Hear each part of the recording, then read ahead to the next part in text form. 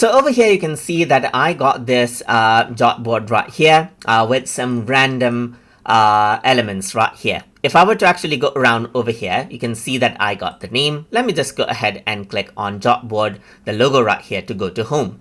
Let's say if I want to go ahead and create a copy of any of these Jotboards, then you can click on the three dot button and then click on make a copy. Once you do that, you can see that you can make a copy right here. So with the same content, you can go ahead and make a copy of that particular Jotboard. And then what you can do is you can make changes to it as you want. Let's say, for example, I can go around over here, make changes to the color. Let's say, for example, I can go around over here, select this shape.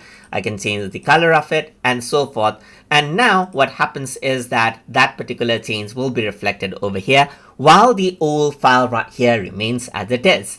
What I can also do is when a project is open right here, if you want to create a copy of it, you can click on the three dot button right here and then choose make a copy. Once you do that, you can go ahead and then simply choose a copy. Let's say, for example, I'm going to say sample2 right here.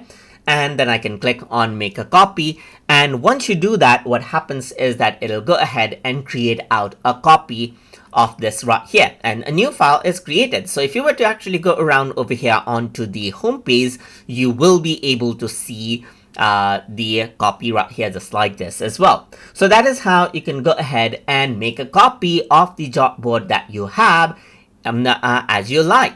So I hope you guys learned something as always. And as always, please like, comment, share, and subscribe